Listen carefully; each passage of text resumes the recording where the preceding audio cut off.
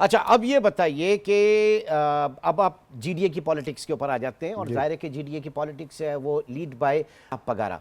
ये मुझे बताइए कि पीर साहब पगारा का कहना है कि आने वाली हुकूमत 10 माह भी नहीं चल सकती, अब इमरजेंसी या मार्शल लॉ भी लग सकता है। पीर साहब पगारा जो है ये खदशात किस बिना पर कर रहे हैं? देखिए, ये तो मेरे ख्याल से आम तज्जिया है। उनकी माशाल्लाह बहुत बड़ी नज़र है, उनका सियासी एक्सपीरियंस भी है। बट ये तो आज पाकिस्तान का हर बच्चा बच्चा ये बात बोल रहा है। ये आज पीपल्स पार्टी वालों ने खदशात इज़हार किए सेम इस इलेक्शन पे, हालांकि they are the beneficiaries as well. अब वाजे नज़र आ रहा है कि नंबर्स ही पूरे नहीं हो रहे टू फॉर्म ए गवर्नमेंट, तो क्या होगा फिर? We are in uncharted constitutional territory.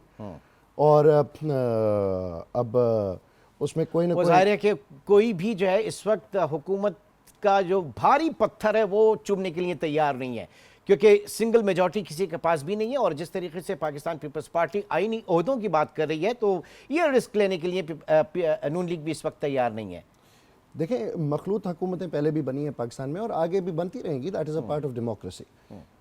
मगर एक क्वेश्चनेबल मैंडेट पे, वेयर जो अपना the good will of the people अगर पॉपुलेशन का आपके साथ नहीं है, देखें वो आगे इंतहाई मुश्किल इकोनॉमिक फैसले करने पड़ेंगे जो भी हुकूमत में आएगा।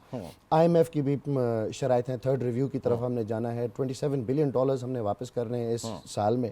उसका बोझ यकीनन पाकिस्तान की आवाम पे आएगा और ये फैसले वही मुंतखब हुकूमत कर सकती है जिसके साथ को पॉलिटिकल गुड विल मौजूद हो।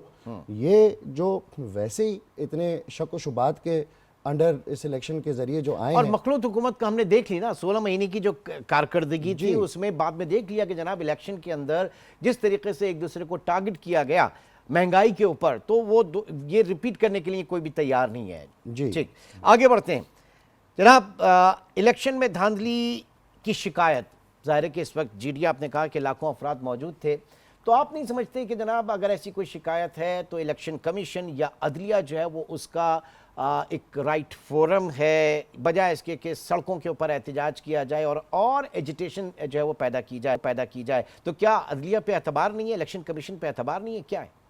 जी, जनरली सिंध की पब्लिक का जो मूड है, जिसकी मैं तर्जुमानी इधर करना चाहूँगा, सिंध के आवाम को इलेक्शन कमीशन पे कोई एतबार नहीं है। रीज़न बीइंग कि सिंध के जो मेंबर हैं इलेक्शन कमीशन के, निसार दुरानी साहब, वो माजी में पाकिस्तान पीपल्स पार्टी के पीपल्स लॉयर्स फोरम के सदर रह चुके हैं। उनकी एफिलिएशन एक सियासी जमायत के साथ वो वेरी वेल डॉक्यूमेंटेड, ना उन्होंने कभी छुपाए ना किसी से छुपी हुई बात है। और उनके जब से वो आए हैं इस पोस्ट पे, उनके इकदामात पे वाज़े ये नज़र आ रहा है कि उस पार्टी को फेवर करते आए। मैं आपको मिसाल दूं, खैरपुर में एक सीट थी सूबाई असेंबली की जो पिछली दफ़ा जीडीए ने जीती थी, उसको इस दफ़ा तोड़ के 3 तहसीलों में बांट दी गई। 300 किलोमीटर लंबी एक स्ट्रिप बना दी गई कि वो जीडीए सीट हासिल ना कर सके। दूसरी तरफ इलेक्शन कमीशन के अपने रूल्स तोड़ते हुए 3 जिलों को जोड़ते हुए, शिकारपुर, कश्मीर एंड जैकोबाबाद को जोड़ते हुए एक इजाफी नेशनल असेंबली की सीट क्रिएट की गई, यानी सुटेबल हल्काबंदियां की गई from delimitation to the appointment of the ROs DROs जो ऑफिसर्स होने थे, to the presiding officers. 90% notified presiding officers last night को चेंज हुए हैं। ठीक है, ये कौन सा कानून और आइन इजाजत देता है?